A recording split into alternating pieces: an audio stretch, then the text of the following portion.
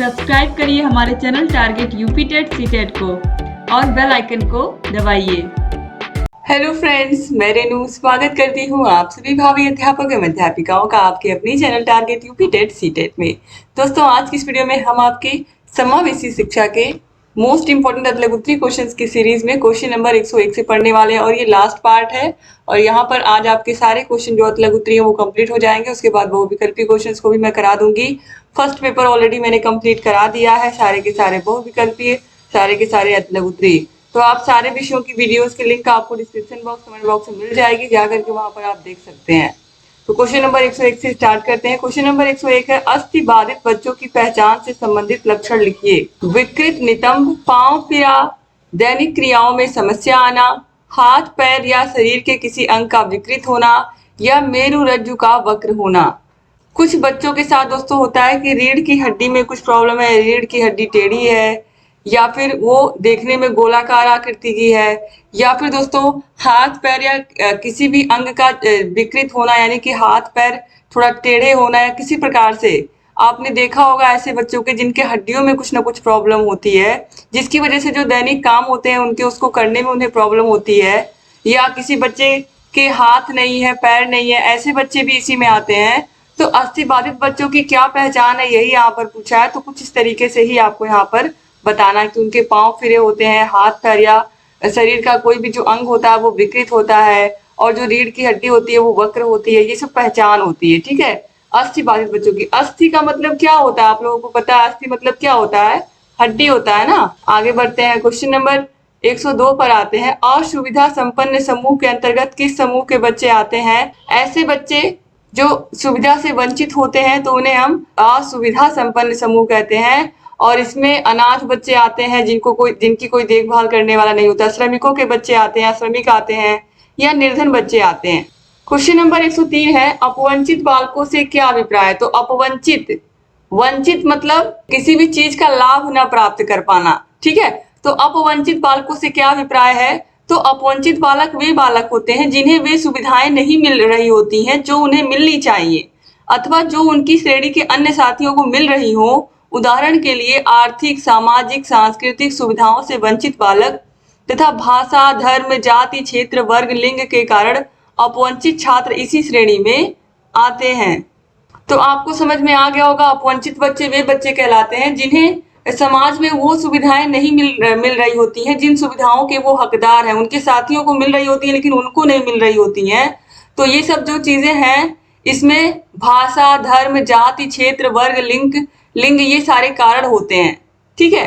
Question number 104 पे आते हैं। प्रतिभाशाली बालकों की बुद्धि लब्धि कितनी होती है? तो मनोवैज्ञानिकों के अनुसार जिनकी बुद्धि लब्धि 120 से अधिक होती है प्रतिभाशाली बालक कहलाते हैं। कहीं कहीं 140 से अधिक भी मिलता है। कुछ बालकों की बुद्धि लब्धि 180 से 190 तक भी हो सकती है। क्वेश्चन नंबर 105 पे आते हैं। दृष्टि बाधित बालकों की शिक्षा किस प्रकार की होनी चाहिए? तो दृष्टि बाधित बालकों की शिक्षा का प्रमुख उद्देश्य होना चाहिए कि ये बालक दृष्टि बाधित होते हुए भी समाज में समुचित समायोजन स्थापित कर सके। सिंपल सी बात है, कुछ रटना नहीं है इसमें। दृष्टि बाधित बालक ऐसे बच्चे जो देख नहीं सकते हैं, उनकी शिक्षा का प्रबंध कैसा होना चाहिए या उनकी शिक्षा किस प्रकार की होनी चाहिए? तो जो उनकी शिक्षा है, उनकी शिक्षा का उद्देश्य यही होना चाहिए कि वो भले ही देख नहीं सकते हैं लेकिन उनको इस तरीके से पढ़ाया जाए, इस तरीके से उनके पढ़ाई की व्यवस्था की जाए कि वो अपना जो जीवन यापन है वो इस तरीके से कर पाए कि वो भी समाज को अच्छा बनाने में, देश को आगे ले जाने में अपना योगदान दे पाए। तो दृष्टि बाधितों के लिए लिखित अभिव्यक्ति के रूप में ब्रेल लिपि, जो ब्रेल लिपि है वो उपलब्ध है, और 6 विभिन्न उभरे हुए बिंदु संकेतों के माध्यम से यह लिपि मोटे कागज पर अंकित की जाती है। दोनों हाथों की अनामिका के अग्रभाग से बिंदु संकेतों को स्पर्श करके अक्षर संकेतों को जाना जाता है। अब क्वेश्चन नंबर 106 है, धीमी गति से सीखने के कौन कौन से कारण हैं? तो धीमी गति से सीखने के कारणों में इन बालकों की जो मानसिक योग्यता होती है वो औसत से काफी कम होती है, सामान्य बच्चों से काफी कम होती है। इसकी वजह से इन्हें सीखने में टाइम लगता है। ऐसे बच्चों को मंदबुद्धि बालक भी कहते हैं या शैक्षिक रूप से पिछड़े हुए बालक भी कहते हैं। ऐसे बालकों में विभिन्न मानसिक शक्तियों की भी न्यूनता होती है। क्वेश्चन नंबर 107 है, अधिगम अक्षमता। सीखने की अक्षमता वाले बालकों के 2 प्रकार हैं। तो डिसलेक्सिया है, डिसकैलकुलिया है।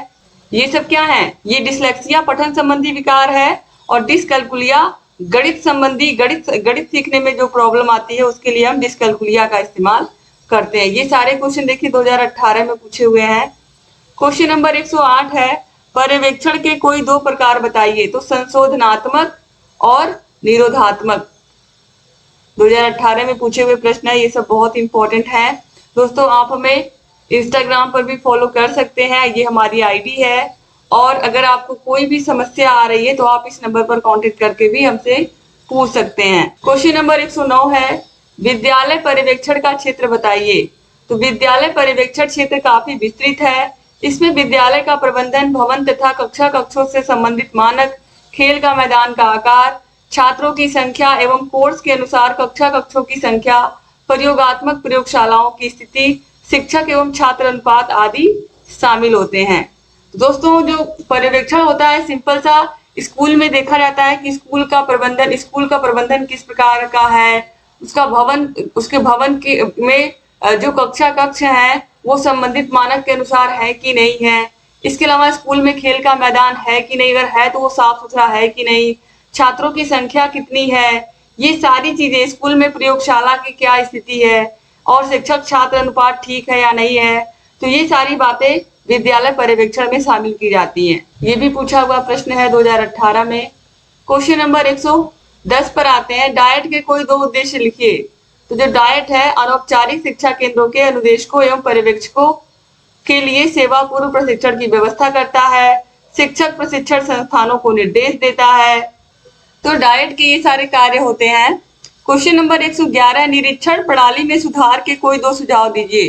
तो जो निरीक्षण है वो सतत होना चाहिए, लगातार होना चाहिए, और निरीक्षण केवल बाह्य रूप में न हो बल्कि आंतरिक स्थितियों का भी होना चाहिए। क्वेश्चन नंबर 112 है, विशिष्ट बालकों की दो विशेषताएं बताइए। तो विशिष्ट बालकों की प्रमुख विशेषता है कि वे कक्षा के सामान्य स्तर के बालकों के साथ समायोजित नहीं हो पाते हैं। यह बालक प्रतिभावान भी होते हैं तथा मंद बुद्धि भी होते हैं। विशिष्ट बालकों में निम्न भिन्नता विशेषताएं होती हैं: भिन्नता, विचलन, आयाम और नियमित शिक्षण। क्वेश्चन नंबर 113 है, सृजनात्मक बालकों की पहचान हेतु किए जाने वाले किन्हीं दो परीक्षणों का उल्लेख करिए। तो ये परीक्षण मुख्य रूप से 3 प्रकार के होते हैं। पहला है शाब्दिक, दूसरा है अशाब्दिक, और तीसरा है शाब्दिक, अशाब्दिक या सामान्य सृजनात्मक प्रशिक्षण। सामान्य सृजनात्मक परीक्षण, भाषा सृजनात्मक परीक्षण और गणित सृजनात्मक परीक्षण। क्वेश्चन नंबर 114 है, शैक्षिक पिछड़ेपन के दो प्रमुख कारण लिखिए।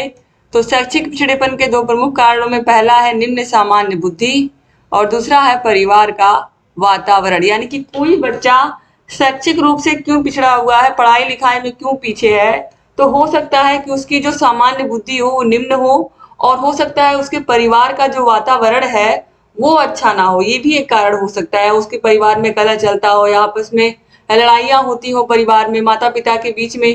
तो ये सारी चीजों का प्रभाव बच्चों के ऊपर बिल्कुल पड़ता है दोस्तों। तो इसलिए ये भी एक शैक्षिक पिछड़ेपन का प्रमुख कारण है। क्वेश्चन नंबर 115 है, समस्यात्मक बालक किसे कहते हैं।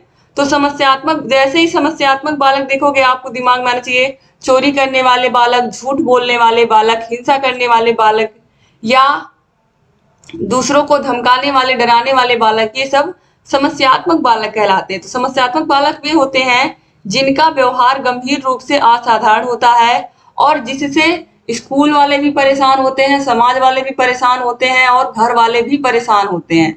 तो चोरी करने वाले बालक, झूठ बोलने वाले बालक, याद रखिएगा ये सभी बालक क्या होते हैं, समस्यात्मक बालक होते हैं। क्वेश्चन नंबर 116 है, बाल अपराध रोकने के कोई दो प्रमुख उपाय बताइए। तो घर, विद्यालय एवं समाज में बालक को आवश्यक सुविधाएं उपलब्ध कराना, अपराधियों की संगत से दूर रखना, उनकी मूलभूत आवश्यकताओं की पूर्ति के साधन जुटाना बाल अपराध रोकने के लिए आवश्यक है। अभिभावकों को भी इस हेतु निर्देश दिए जा सकते हैं। ठीक है, तो इस तरीके से यहाँ पर उन बच्चों को एक ऐसा माहौल दिया जाए जिससे वो बाल अपराध की तरफ मुड़े ही ना। तो इसके लिए क्या करना पड़ेगा, उन्हें अपराधियों की संगत से दूर रखना पड़ेगा, उनको वो सारी सुविधाएं देनी पड़ेंगी जिससे वो खुश रह पाए, और उनको अच्छे से पढ़ाई भी करवानी होगी ताकि वो एक योग्य नागरिक बन पाए। क्वेश्चन नंबर 117 है, निर्देशन का अर्थ स्पष्ट करते हुए परिभाषा लिखिए।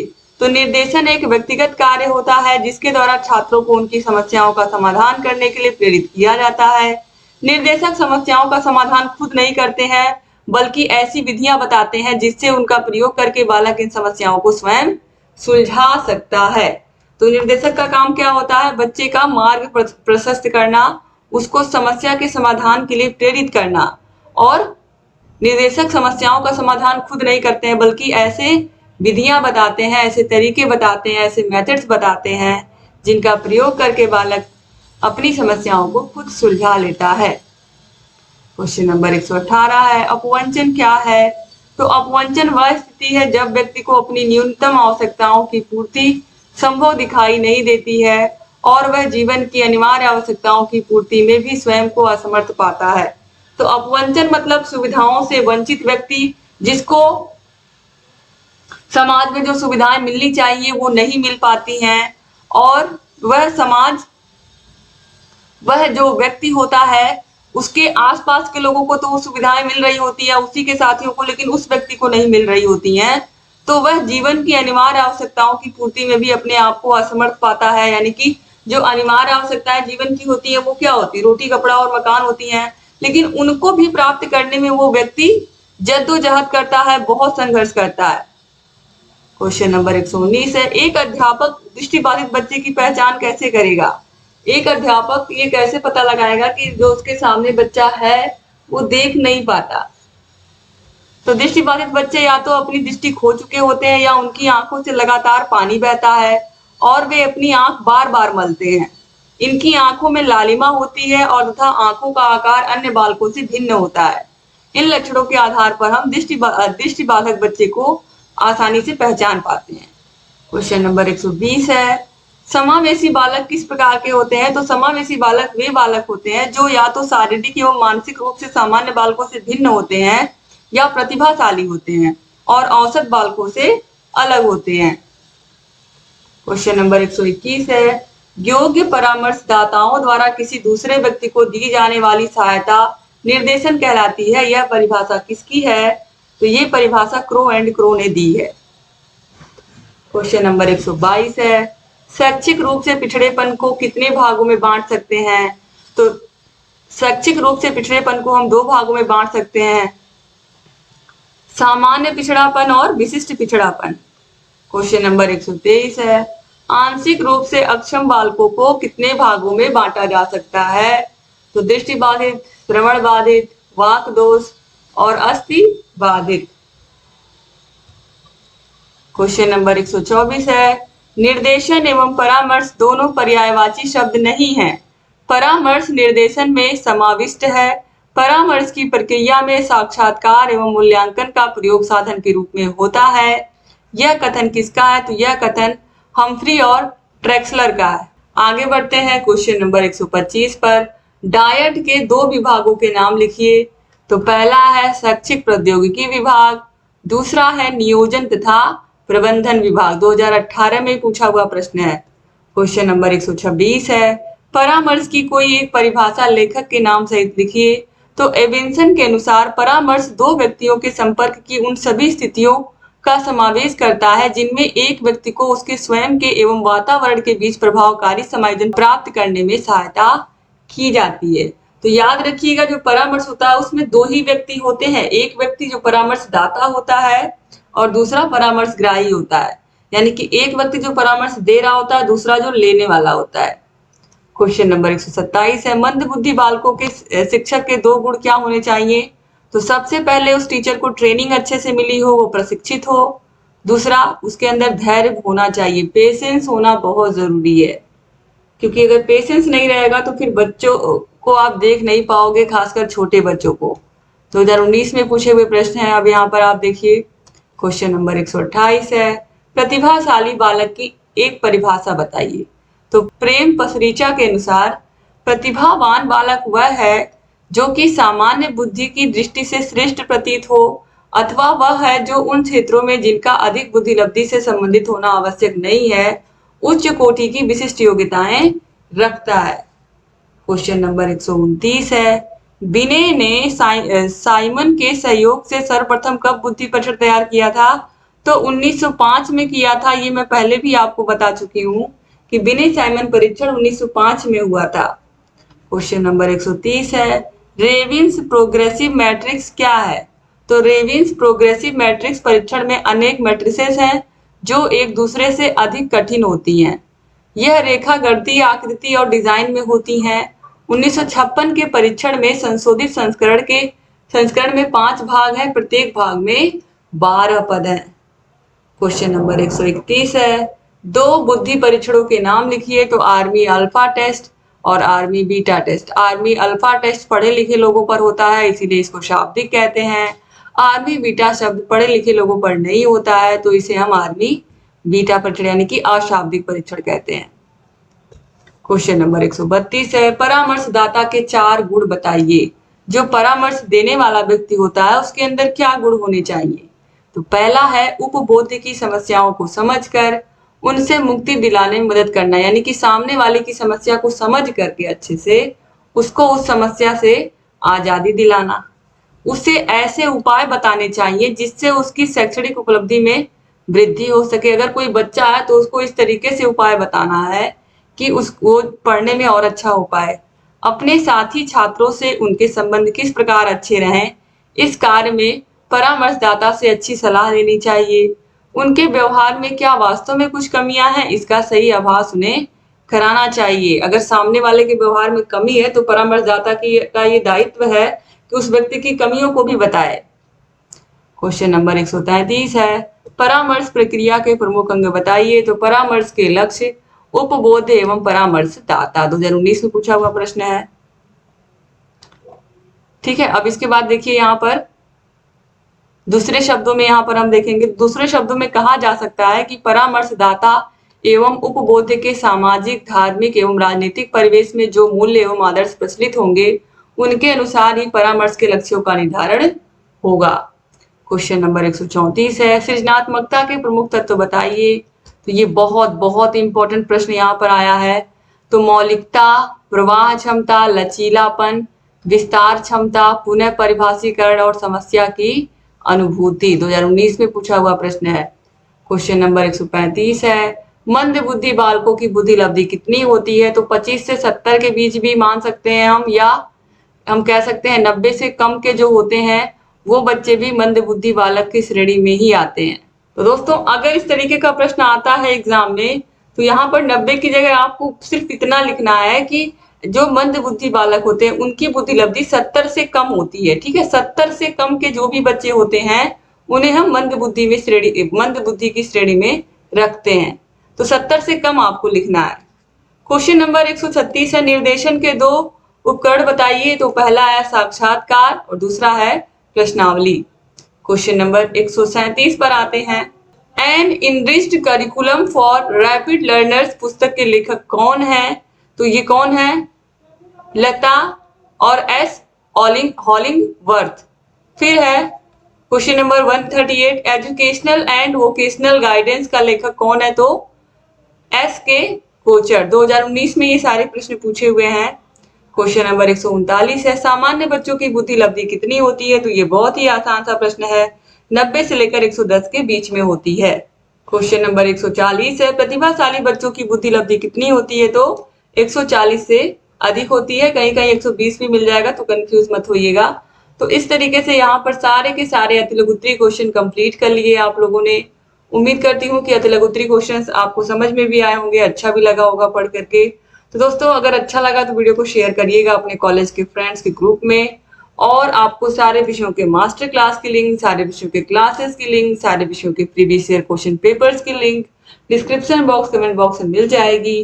तो सारे विषयों को देखते रहिए। और अगर आप चाहते हो कि आप अपनी तैयारी सिर्फ 2 हफ्ते में कर लो, कम से कम समय में कर लो, तो उसके लिए आपको हमारे ऐप को डाउनलोड करना पड़ेगा। और ऐप को डाउनलोड करने के बाद जो भी समस्या आएगी आप इस नंबर पर कांटेक्ट करके हमसे पूछ सकते हैं। ऐप को डाउनलोड करने से, हमारे Target UP TET CTET app को डाउनलोड करने से फायदा ये होगा कि आपको सारे विषयों के नोट्स मिल जाएंगे, हैंड रिटन हाथों से लिखे हुए नोट्स, सारे विषयों के राजन और पवन सीरीज की पूरी पीडीएफ, सारे विषयों के प्रीवियस ईयर क्वेश्चन पेपर्स, सारे विषयों के आपको चैप्टर वाइज टेस्ट, ये सारी सुविधा आपको ऐप में मिलती है। तो ऐप की link description box, comment box में मिल जाएगी, तो वहां पर जाकर के आप देख सकते हैं।